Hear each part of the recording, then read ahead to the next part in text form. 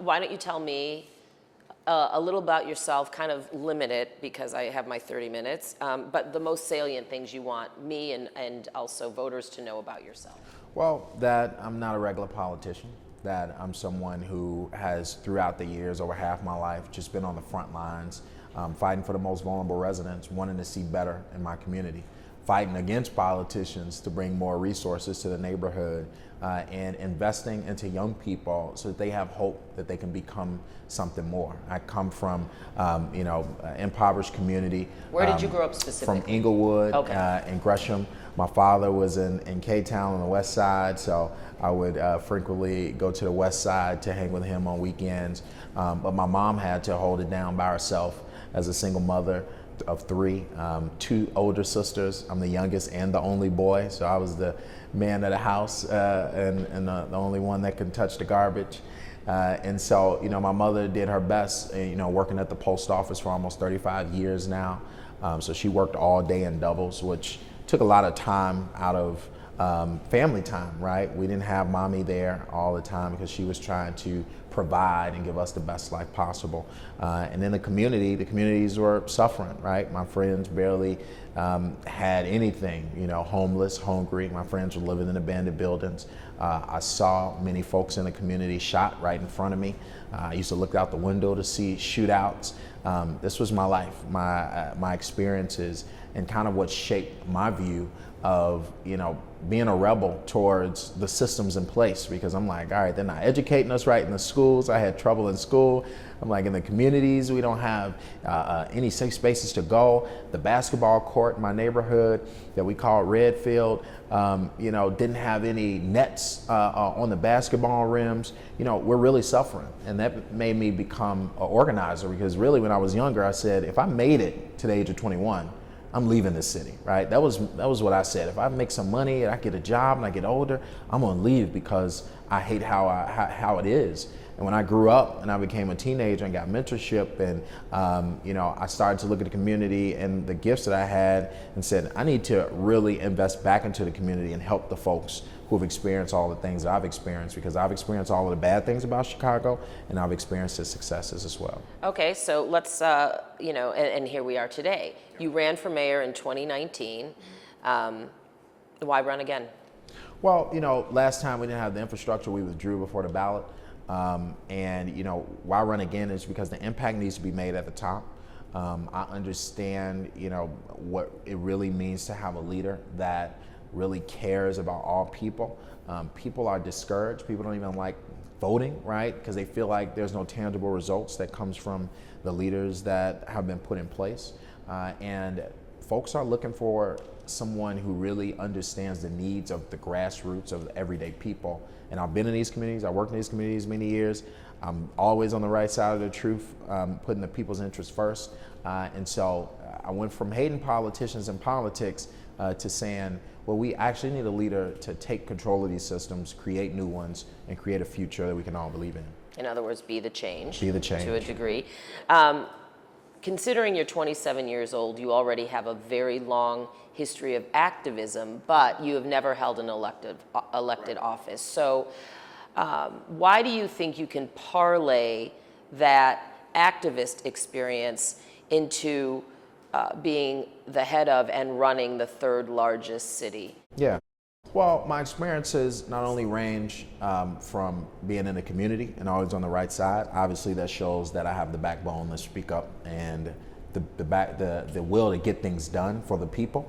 But I've also, owned several successful businesses and help businesses throughout the city of Chicago. So I know how to manage a big budget as well as manage employees. But I think what's most important is we need to really look at what does the experienced politicians get you, right? We haven't got any results from all these people who supposedly have all this political experience, and they're not running things by themselves. Because of my connection to the community, I have a wealth of people who are experts in all the different fields that are constantly doing the work and have been doing the work for years that I've watched and worked with throughout the community. So my administration will be full of people who understands what bringing forth a better quality of life looks like in neighborhoods all across this city. And so it's going to be a team, it's going to be an administration. I'm going to work with people, I'm going to work with the neighborhood organizations, I'm going to listen to the communities as I have as an organizer and bring all that together to make the best decisions for the city of Chicago. So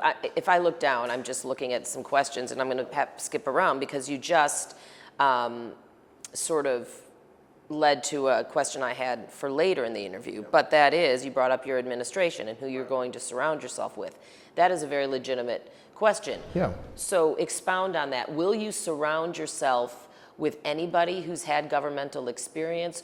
What does your administration look like? Can you give more specifics? Because, again, a lack of governmental experience, some voters may think, well, these are lofty goals, important goals, but if you can't run the city, it'll all go downhill. 100%. So, you know, I've been a part of the last 2 administrations in some way, as well as my friends have been a part of the last 3 administrations in some way. And so, you know, we're definitely going to have folks who have governmental experience, folks who know how to run government.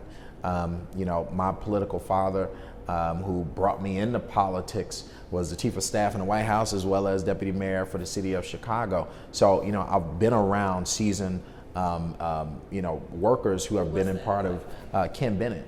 And so I've been a part of many years, been a part of or next to many people who have been helping to run government. And so we're gonna have many folks. My top administration is already filled. I wish I could tell you all the names. But you know, I know, right?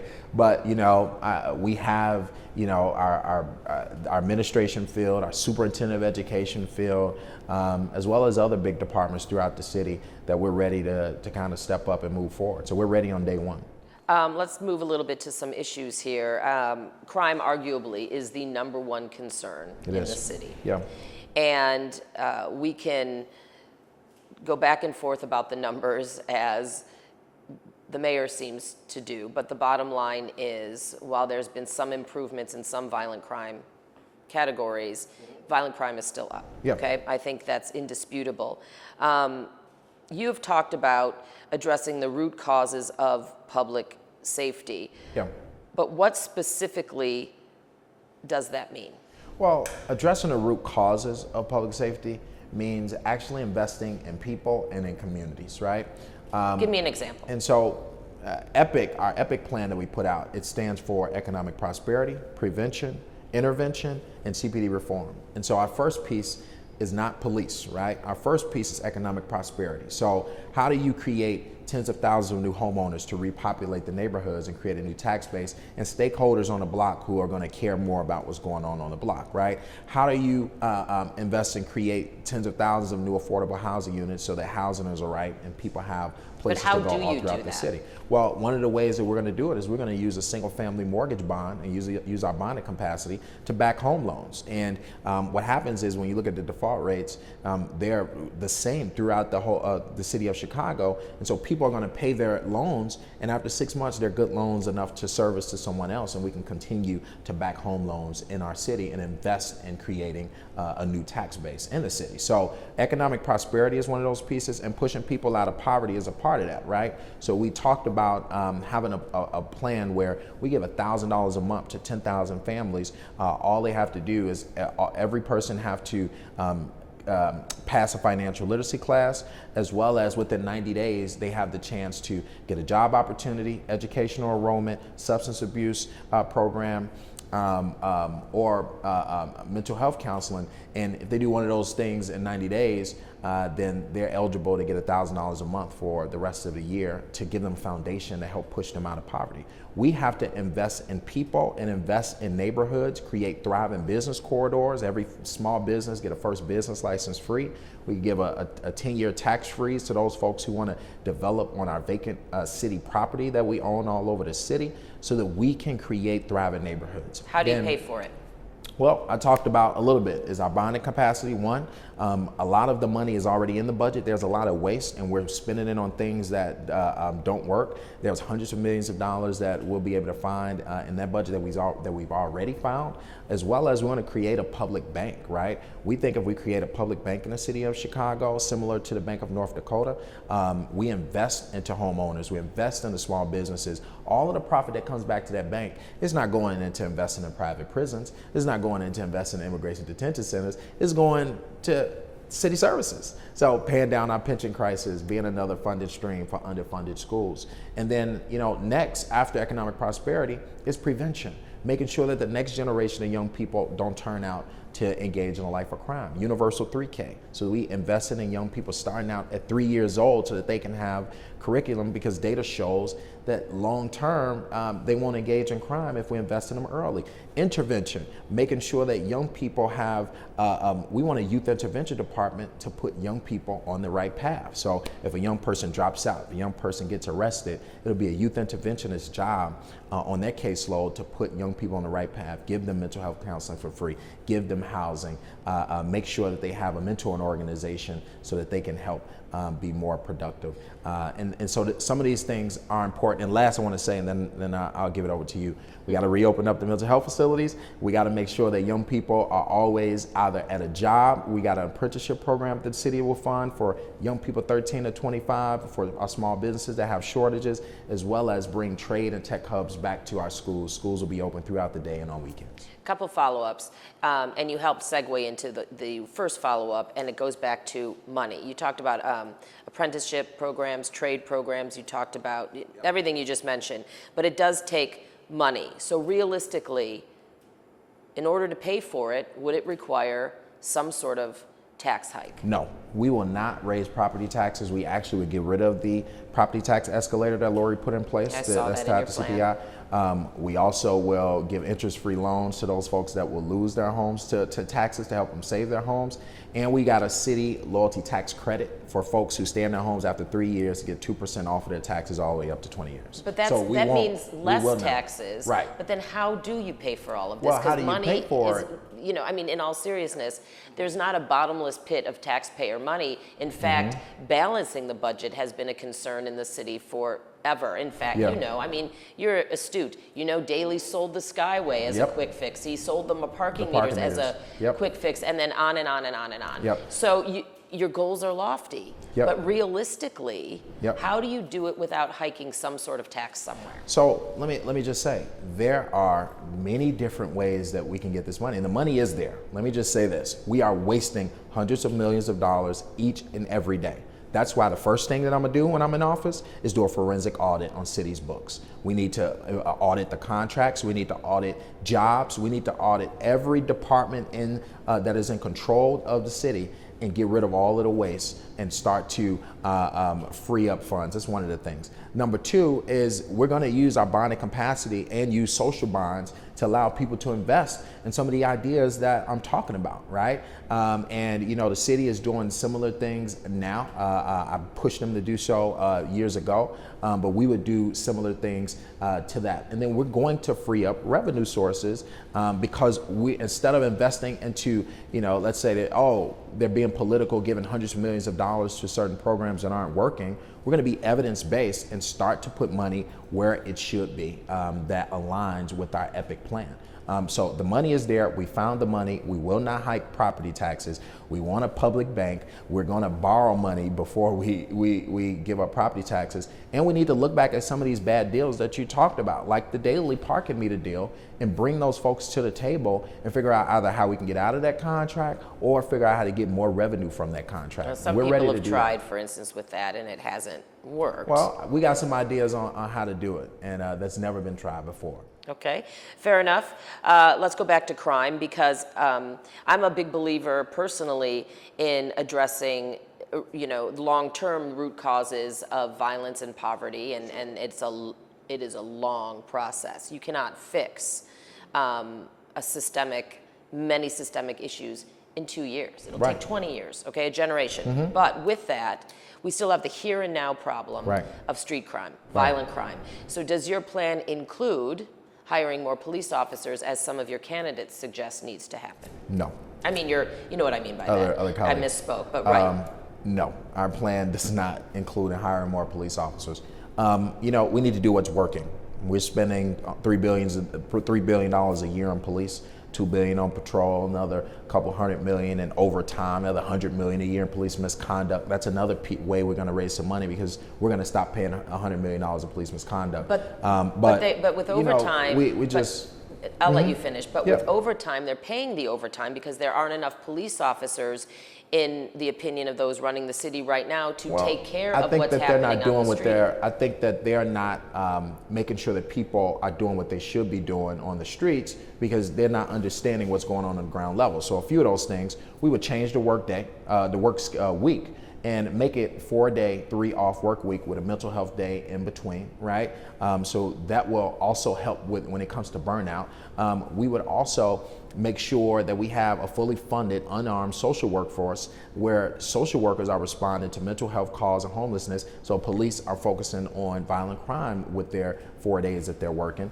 So it's about how you also work the police. And what's been happening is they just say, everybody 12-hour shifts, 12-hour shift, and they don't even, a lot of the folks don't even know what they're supposed to be doing. We got to be strategic in how we're utilizing police officers. We got to have social workers helping out when it comes to the calls. We got to open up those mental health facilities. We got to have a youth intervention department, so we have youth interventionists that are handling young people 25 and under. And we can do all of those things instead of hiring more police officers. We got to do what's working and actually address the ills.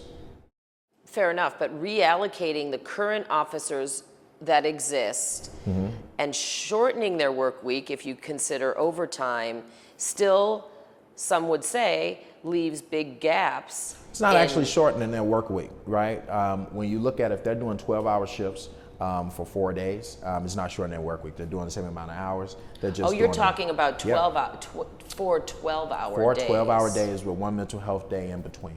And so, 2 on, 1 off, 2 on, 3 off. And so with that type of schedule, we think that, it makes a lot of sense. So we're not shortening their days.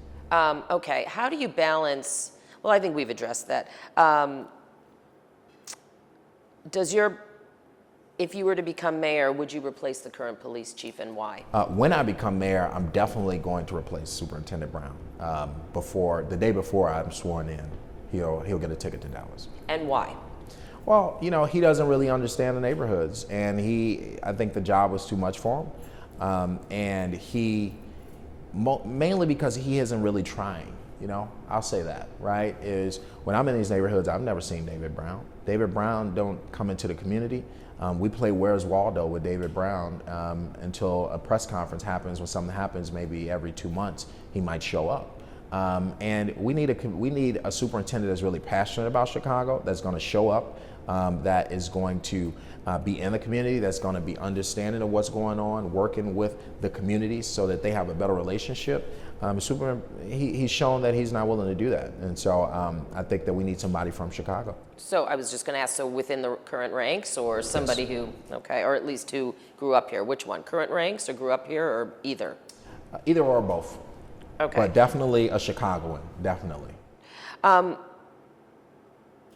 The consent decree, police reform. How do you balance your plan, what you'd like to do, which is addressing root causes, not hiring more police, with current public safety issues and police reform? How do you do that all? Is it possible? Well, of course it's possible with the right team and the right people in place. And that's why it's important to make sure that the CPD leadership is doing what they're supposed to do. I work with former Attorney General Lisa Madigan on the consent decree.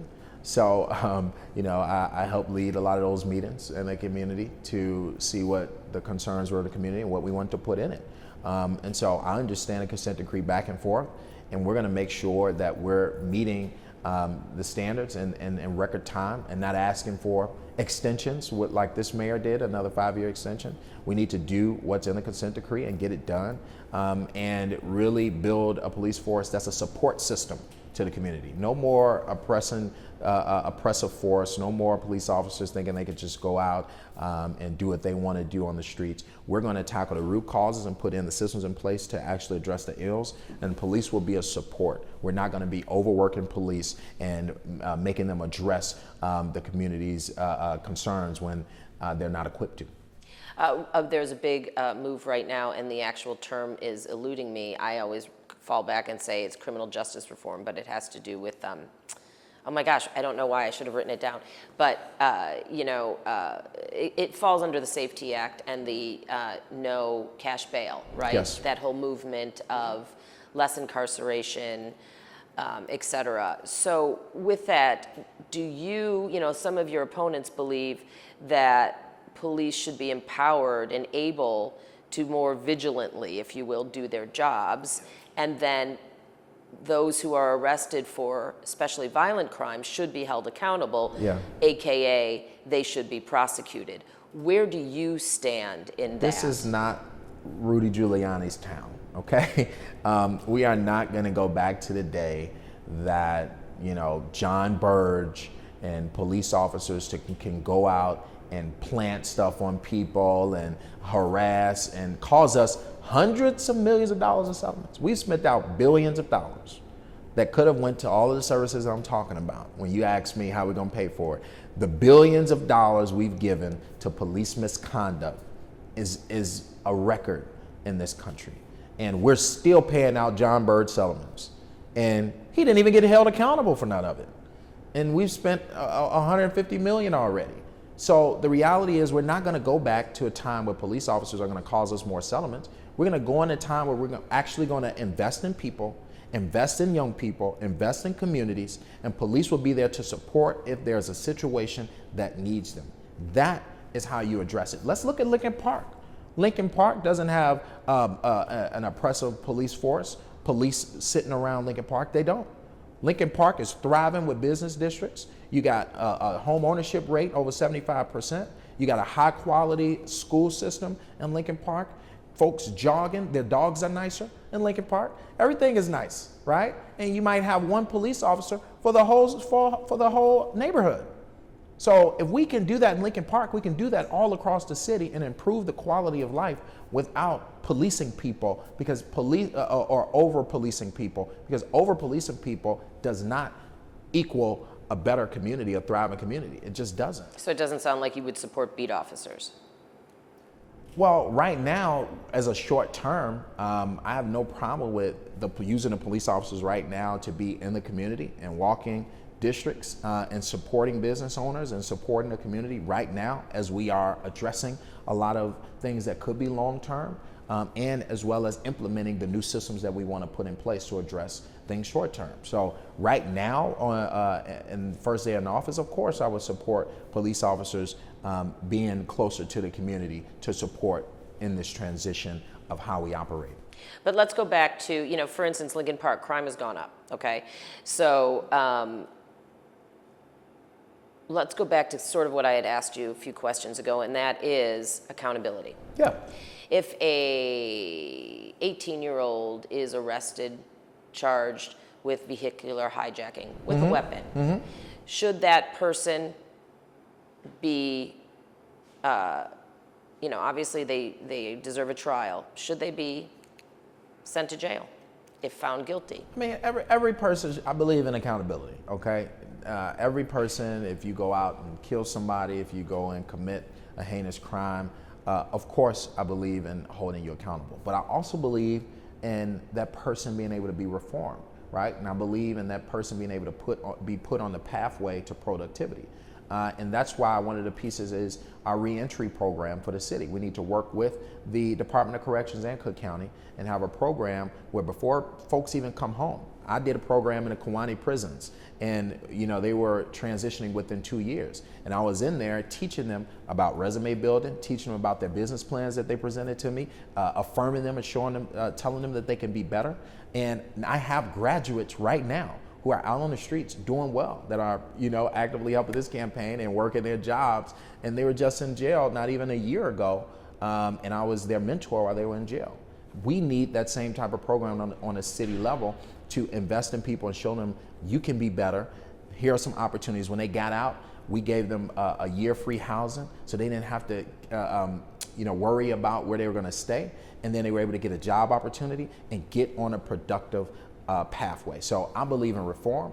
I do believe in accountability. And when we talk about young people, we need to grab those young people as quick as possible. We have to intervene.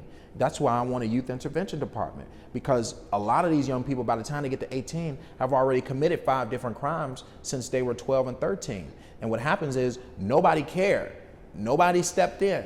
There's no program for them. There's no love and no mentorship, nothing. And what happens is we're waiting on them to kill somebody so that we can say, go live the rest of your life in jail. We have to step in and intervene and make sure that they have options and show them that they can be better. You circling back then to the school system and mentorship programs potentially that could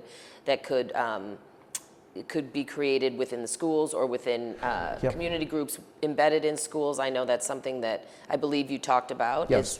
But also you talked about trade programs. Yes. What would that look like within CPS?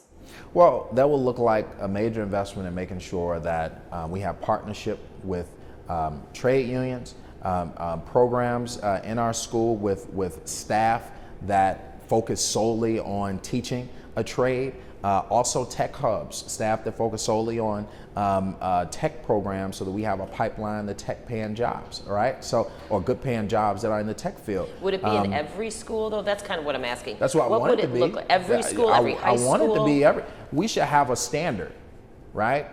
We should have a standard of school, of educational quality all throughout the city. No reason why, if the neighborhood is poor, the school should be poor. That's why we must change from enrollment-based formula to needs-based formula. Every school should have a quality standard in which they have different programs that young people can be involved in to go down a career path that they want to go down. Would that be a top priority for you and your appointed CPS CEO? That would be a top priority to make sure that we get a high quality education in every neighborhood, no matter the neighborhood. Well, that's something that I've been hearing for 20 years 30 as a reporter in Chicago. And we're gonna do it. And okay, I mean, with all due respect, I understand. I've been hearing it all my life too. My kids are CPS kids. Me too. So Yes. I support that. The reason for bringing that up is I've been hearing it for almost 30 years. So let's go back to the idea of bringing in trade programs. You talked about how you do it, but implementing it, actually getting it off the ground, realistically, how many years do you think that would take? Well, it just depends. You know, once it's a priority, our partners need to come to the table, whether it be our unions, companies, et cetera. Like they will come to the table, and we're going to see how the best way to start implementing it. Obviously, starting out, because we won't have our hands on a budget for the first year, we're going to have to figure out how to start to pilot this around the city in certain schools, and then in our next budget year, when we actually are balancing CPS budget and going to the state to fight them for more funding and to change the enrollment-based formula to needs-based formula, we can then start to see what we can set aside to implement this throughout the city of Chicago. We are failing kids each and every day. Each and every day, young kids the majority of the schools, in the public schools in the city, are failing kids because they don't have the resources, they don't have programs. So a lot of these young people, they get kicked out. I was one of those kids who got kicked out of multiple schools and suspended, right? That don't have a counselor or a clinical staff member in the school, that don't have any mentorship programs, that don't have trade or tech hubs for those kids who don't want to go to college. We need to make sure that all of our kids have the opportunity to be an Elon Musk and Jeff Bezos. They're smarter than both of them. Most of our kids in the city of Chicago are smarter than Elon Musk and Jeff Bezos. And we need to make sure that these institutions are investing in them and giving them a pathway to become better. All right, let me look where we're at here. Oh, I only have a minute, so I'm going to go right to my last question, and because I want to be fair to all the candidates. Yes.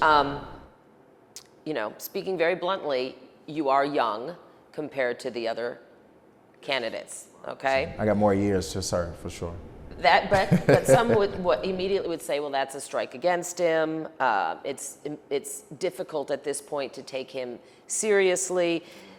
Tell me why your age and, to a degree, your lack of governmental experience should not be strikes against you. Several reasons. Number one is every leader of every movement in this country, from our founding fathers to the civil rights movement, you can look at every movement and the leaders who really brought forth formative change in this country were all my age, right? They all were younger and they all had the vision. A lot of folks in this race, they got memories, right? They got memories of what could have or what could have been, and a lot of thoughts of what they didn't do in their career. It's time for someone who has a vision for the city that can shape the next generation for our young people, for my kids, for everyone kids that are growing up in this city. And it needs a visionary to be able to put policies in place to make their lives better than our lives. So I know I'm young, but I can take on this job and use every minute of the day to become the best mayor that this city has ever had, surround myself with folks who are experienced in their fields, and go into communities and listen and make the best decisions for people. And I think that's what people want and what people are ready for. And I'm not tainted with all the political corruption either. And I'm going to end this with this last question, and I'm going to try to make this the last question for every candidate. If voters come up to you and they say, will I be safer and feel safer if you are my mayor? Your response? My response be 100%. I am a mayor that is living in the neighborhoods that are experiencing the same problems that you are, and I have the passion and will use every minute to make sure that you feel safer, that your kids feel safer when they're moving around this city, and we're going to use everything in our power to make this a safer city and a future that we can all believe in. Okay.